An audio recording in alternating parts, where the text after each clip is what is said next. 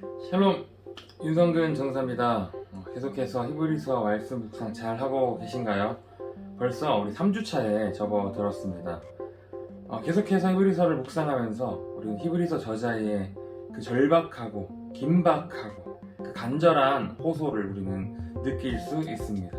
오늘도 계속해서 히브리서를 묵상하시면서 히브리서 저자가 말하는, 강조하는 예수 그리스도, 그리고 그 예수 그리스도의 새 언약에 대해서 한번 살펴보도록 하겠습니다. 그럼 함께 가시죠.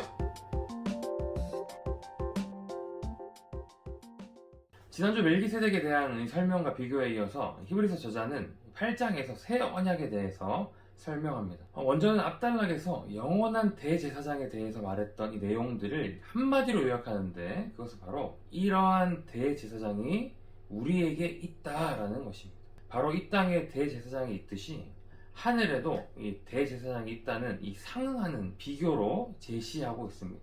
이것은 땅의 제사장도 하늘의 제사장도 반드시 예물과 제물을 드려야 한다는 사실로 이어집니다. 그리고 이것은 더 나아가서 땅의 성소와 하늘의 성소 사이의 관계에 중요한 의미로 발전되게 됩니다. 그런데 이 히브리서 저자는 갑자기 6절에서부터 이 분위기를 좀 바꿔서 선회해서 이 땅의 제사장과 하늘의 대제사장 사이에 나타나는 먼저 확실한 차이가 있다는 것을 언급합니다. 예수님 대제사장은 더 아름다운 직분을 얻으셨고 더 좋은 약속들로 세우신 더 좋은 언약의 중보자라는 것입니다. 바로 이 부분에서 히브리서 저자는 더 좋은 언약이 무엇인지 설명해야 했는데, 그 더 좋은 언약은 바로 구약의 예레미야 31장 31절에 예레미야 선지자가 예언했던 새 언약입니다. 그래서 히브리서는 예레미야 선지자의 이 예언을 인용하고 있는 것입니다. 이 저자는 예레미야서를 인용하기 앞서서 하나님께서 새 언약을 주신 동기가 무엇인지 밝힙니다. 그것은 바로 첫 언약의 문제가 생겼다는 것이죠. 그런데 첫 언약의 문제는 과연 무엇이었을까요? 그것은 언약 내용의 문제가 아니라 바로 언약 당사자인 이스라엘 백성에게서 발생하는 것입니다. 바로 언약의 당사자인 이스라엘 백성의 허물, 곧 죄 때문입니다. 그렇기에 예레미야서를 인용하면서 8장 8절에 그들의 잘못을 지적하여 말씀하신다는 말을 정확하게 하고 있는 것입니다.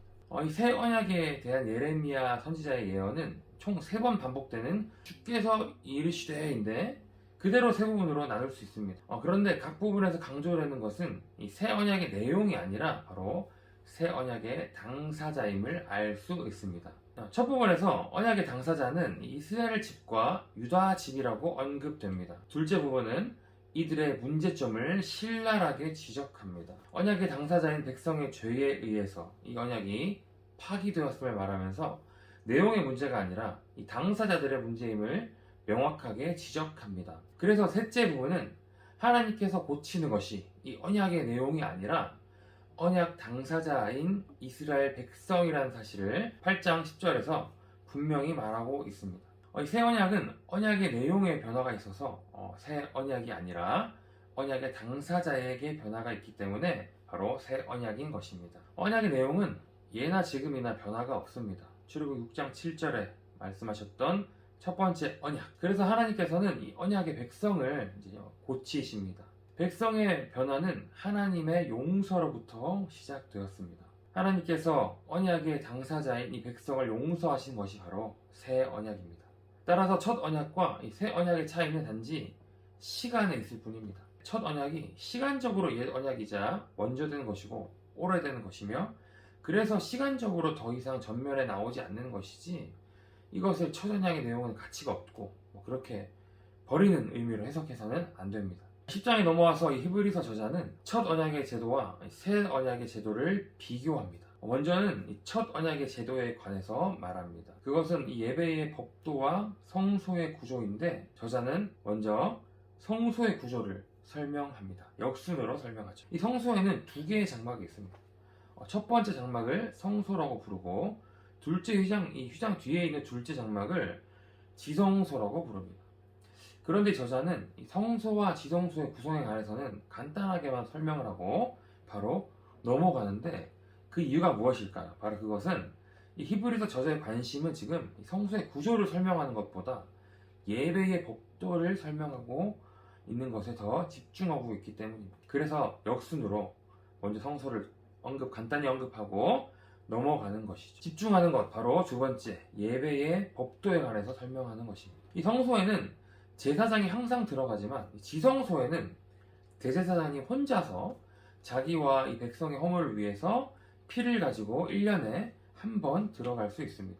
이것은 성소의 길이 닫혀 있다는 것을 의미하죠. 왜냐하면 이 제사장도 백성도 반복해서 죄를 짓고 연약한 인간이었기 때문입니다. 문제는 예배의 법도가 있는 것이 아니라 죄 짓는 사람에게 있음을 계속해서 보여주고 있는 것입니다. 범죄한 인간은 이 예배의 법도를 가지고 있어도 근본적으로는 하나님께 나아가지는 못한다는 것이죠. 예배의 법도로 육체를 깨끗하게 할 수는 있을지라도 그 안에 양심을 깨끗하게 할 수는 없는 것입니다. 그러므로 범죄한 사람을 교정하는 것이 절대적으로 필요한 것이죠. 그래서 히브리서는 반복적으로 범죄하는 사람을 어떻게 하면 근본적으로 깨끗하게 할 수 있는가에 대한 관심을 가집니다. 그것이 가능할까요? 네, 바로 가능합니다. 그것은 바로 새 언약의 제도에서 가능합니다. 이것 때문에 히브리서는 새 언약의 제도에 관해서 말하고 있는 것입니다. 앞에서 히브리서 저자는 9장 9절에 첫 언약에 있던 성소에 관해서 설명하던 중에 첫 장막이 현재까지의 비유다라고 말하면서 지나가는 듯이 말하죠. 근데 이 말은 굉장히 중요한 말입니다. 왜냐하면 이 표현은 첫 언약의 예배 제도와 새 언약의 예배 제도 사이에 성립되는 이 병행점을 지시하기 위한 도의어이기 때문입니다. 이 두 예배 제도 사이에는 대제사장, 성소, 그리고 피, 이 예물이라고 말할 수 있겠죠.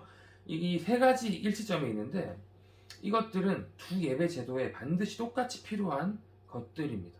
히브리서는 사람의 범죄에 대한 근본적인 해결은 오직 예수 그리스도에 의한 예배의 법도로만 가능하다는 것을 알려줍니다. 예수 그리스도는 좋은 일의 대제사장으로서 창조에 속하지 않는 더 크고 온전한 장막에서 자신의 피를 드렸습니다. 그래서 그 결과로 영원한 속죄를 이루신 것입니다. 영원한 속죄란 육체의 정결이 아니라 양심을, 영혼을 깨끗하게 만드는 것입니다. 예수 그리스도의 피로 인해서 범죄를 반복하던 사람이 바로 교정되는 것입니다. 성도는 바로 그 피로 말미암아 교정되어 영원한 기업의 약속을 받는 것입니다. 18절에서 28절까지는 예수님의 피에 대해서 더 자세하게 설명을 이어갑니다. 피가 가장 필수적인 요소이기 때문입니다. 율법은 짐승의 피를 이 백성과 그릇에 뿌리죠. 왜냐하면 피는 언약의 피로서 피 흘림 없이는 죄사함도 없기 때문입니다. 이것은 새 언약에서도 동일한 것입니다.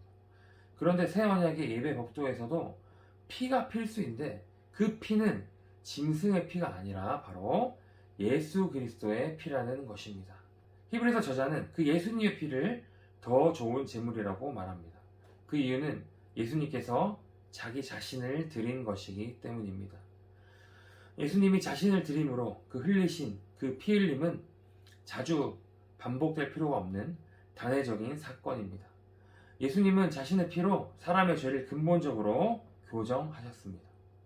10장 18절까지 이어서 히브리서 저자는 다시 한번 예수님의 피가 인간의 죄의 근본적인 속죄가 되는 유일한 것임을 설명합니다. 옛 언약의 피로는 영원하고 완전한 속죄가 안 된다는 것을 말합니다. 오직 영원한 속죄는 새 언약의 중보자 되신 예수 그리스도의 피로 말미암아 가능하다고 선포합니다. 예수님은 자신의 몸을 드리며 하나님의 뜻을 이루며 우리에게 거룩함을 선물해 주셨습니다. 그렇게 예수 그리스도의 제사는 영원한 제사로서 영원한 속죄를 이루신 것입니다. 이것은 예레미야 선지자의 표현으로는 사람들의 마음과 생각을 변화시킨 것이며 사람들의 죄와 불법을 기억하지 않는다라는 것입니다.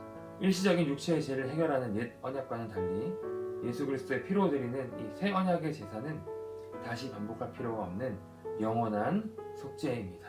다시 한번 우리에게 새 언약으로 찾아오신 예수님의 그 피 흘림과 단번에 이루신 그 속죄를 다시 한번 우리가 묵상하고 기억하면서 하나님의 사랑을 깨닫고 새 언약으로 단번에 우리를 속죄하신 예수 그리스도를 굳건히 붙잡고 나아가는 우리 모든 성도들 되시길 주님의 이름으로 축복합니다.